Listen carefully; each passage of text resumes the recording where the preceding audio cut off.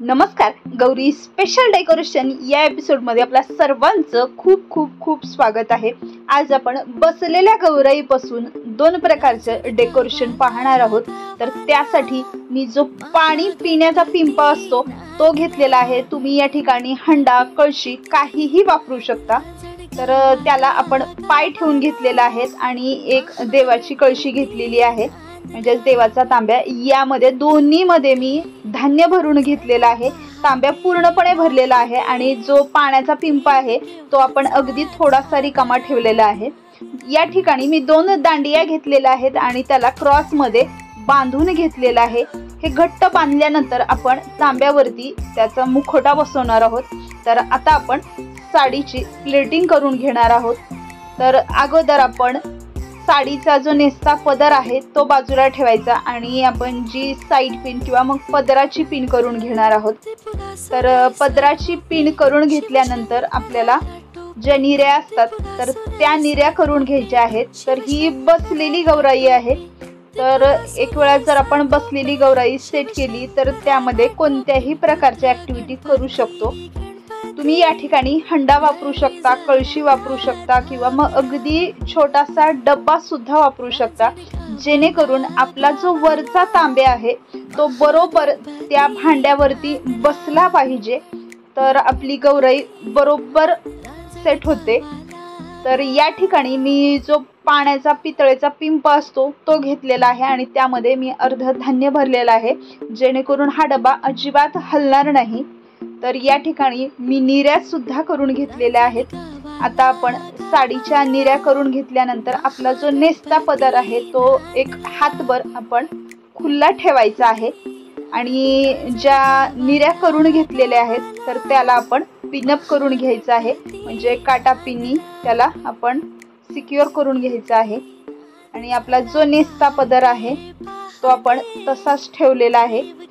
आपण ज्या पद्धतीने साडी नेसतो तर त्याच पद्धतीने आपण याच्या निऱ्या करून घेतलेल्या आहेत, म्हणजे खूप छोट्या नाही किंवा खूप मोठ्या नाही।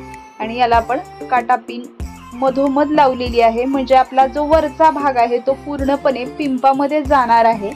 त्यासाठी मी काटा पिन जी आहे ती अर्ध्यामध्ये लावलेली आहे। आता आपला जो नेसता पदर आहे तो पूर्णपणे या पिंपामध्ये आपण टक करून घ्यायचा आहे। त्या पद्धतीने आपण साडी नेसतो त्याच पद्धतीने आपण ज्या निऱ्या केलेल्या आहेत त्या पुढे आणायच्या आहेत। आणि हा जो आपण काटा पिन लावलेला आहे तो मध्यंतरी आहे। तर वरची जी काठ आहेत, म्हणजे साडी जर काठा पदराची असेल तर त्याचे काठ अगदी रोल करायचे, म्हणजे याला छान गोल राऊंड मारायचा आणि त्या पिंपामध्ये आपण त्या टक करून घ्यायच्या आहेत। तर अशा पद्धतीने आपल्या निऱ्या सुद्धा खाली व्यवस्थित करून घेतलेल्या आहेत आणि आपण अगदी थोडासा जो पिंप आहे तो रिकामा ठेवला होता। तर यासाठीच की आपली जी साडी आहे ती पूर्णपणे आतमध्ये गेली पाहिजे। तर अशा पद्धतीने आपण ही जी साडी आहे ती अर्धी आपण आतमध्ये घातलेली आहे आणि पायाची आपल्याला मांडी घालायची आहे। तर त्यानंतर आपण पाय सुद्धा सेट करून घेणार आहोत। तर अगोदर आपण निऱ्या व्यवस्थित सेट करायच्या आहेत आणि नंतर आपण मग पाय सेट करून घ्यायचे आहेत। तर या ठिकाणी तुम्ही साडी फोल्ड करून सुद्धा निऱ्या घालू शकता किंवा मग याला दोरीने बांधून सुद्धा ही साडी नेसवू शकता। पण सगळ्यात सोपा प्रकार म्हणजे तुम्ही अर्ध धान्य भरायचं आणि अर्ध धान्य भरल्यानंतर ही साडी पूर्णपणे अर्धी आतमध्ये घालायची आहे आणि अर्धीच आपली साडी बाहेर राहते। तर ही व्यवस्थित बसते आणि आपला जो वरचा कळस तांब्या आहे तो मी पूर्णपणे धान्याने भरून घेतलेला आहे। तर त्यामुळे आपला मुखवटा अजिबात हलत नाही आणि जी वरची दांडी आहे ती सुद्धा अजिबात हलत नाही। यासाठी आपण ते पूर्णपणे धान्याने भरून घेतलेला आहे। तर आता आपला जो साइड पिनचा पदर आहे तो सुद्धा आपण व्यवस्थित करून त्या दांडियावरती ठेवून घ्यायचा आहे। तर आपल्याला यावरती 3 दांडिया भेटलेल्या आहेत, म्हणजे 2 हातासाठी आणि एक मुखवटा ठेवण्यासाठी। तर आपला जो पदर आहे तो व्यवस्थित करून घ्यायचा आहे। साइड पिनच्या कमरेचा जो पदर असतो किंवा मग किनार असते तर ती व्यवस्थित पुढे करून घ्यायची आहे। अशा पद्धतीने आपला मागचा पूर्णपणे घेर छान सेट करून घ्यायचा आणि हा जो काठ आहे त्याला सुद्धा आपण काटापीने व्यवस्थित सिक्युअर करून घ्यायचं आहे. आणि त्यानंतर आपण आता गौरीला कंबरपट्टा घालणार आहोत. तर तुम्ही या ठिकाणी व्यवस्थितपणे साडी नेसवल्यानंतर कंबरपट्टा पदराला धरून सुद्धा घालू शकता किंवा मग आतमध्ये सुद्धा घालू शकता. तर आता आपण हात जोडून घेऊयात. तर अशा पद्धतीने आपण साईड पिनच्या खालून आपण हात सोडलेले आहेत आणि हे सुट्टे हात आहेत, त्यामुळे आपण कुठल्याही ॲक्टिव्हिटीमध्ये हे हात वापर करू शकतो. जर आशीर्वाद देणारे हात असतील तर ते फक्त आशीर्वाद देते वेळेसच आपण दाखवू शकतो, पण जर सुट्टे हात असतील तर कोणत्याही ॲक्टिव्हिटी आपण दाखवू शकतो. आता या ठिकाणी आपण दागिने घालून घेणार आहोत. तर अगोदर मी सगळ्यात मोठा दागिना घातलेला आहे, त्यानंतर आपण एका पाठोपाठ छोटे छोटे दागिने घालायचे आहेत. अशा पद्धतीने सर्व दागिने घातल्यानंतर आपण जी वरची स्टिक आहे त्याला छान कपडा गुंडाळून घ्यायचा आहे, म्हणजे आपला जो मुखवटा आहे तो अजिबात हालत नाही. तर या ठिकाणी आपला मुखवटा जो आहे तो व्यवस्थित आपण बसवून घेतलेला आहे आणि तुम्ही या ठिकाणी पदर देऊ शकता किंवा मग खांद्यावरून सुद्धा या स्टिकवरती हा पदर देऊ शकता. अशा पद्धतीने आपण गजरा सुद्धा घालणार आहोत.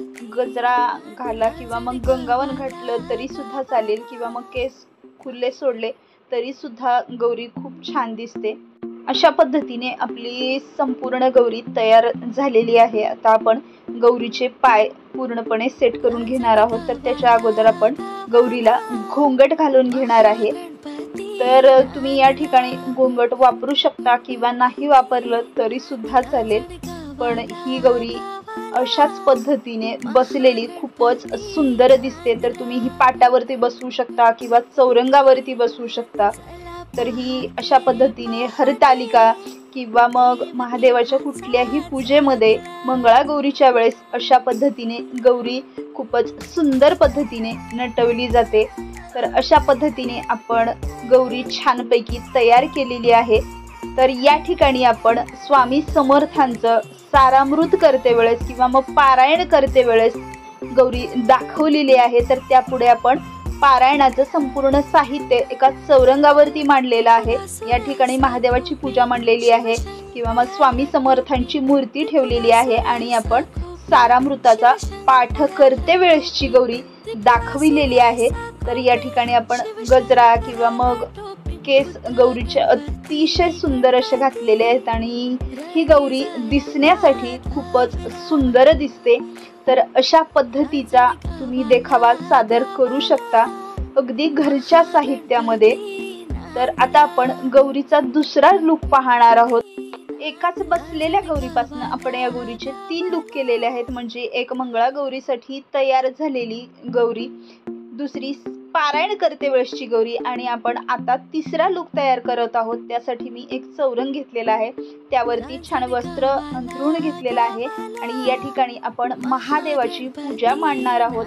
तर ही मंगळागौरीची पूजा किंवा हरितालिकेची पूजा ज्या पद्धतीने केली जाते अशा पद्धतीने आपण संपूर्ण तयारी करून घेणार आहोत. आपण पूजेचं ताट या ठिकाणी दाखवलेलं आहे. तर अशा पद्धतीने हरितालिकेची पूजा करते वेळेस आपण पार्वतीच्या रूपामध्ये ही गौरी दाखवू शकतो. तर पार्वतीने हरितालिकेची पूजा केली होती. तर अशा पद्धतीने आपण हरितालिकेचं संपूर्ण साहित्य आणि पूजा मांडलेली आहे आणि हरितालिकेच्या पूजेची कथा किंवा मग तुम्ही कुठलंही पुस्तक गौरीच्या हातामध्ये देऊ शकता. तर एक हात आपण पूजेवरती ठेवलेला आहे आणि एक हात आपण या साहित्यावरती पूजा करते वेळेस दाखवलेलं आहे.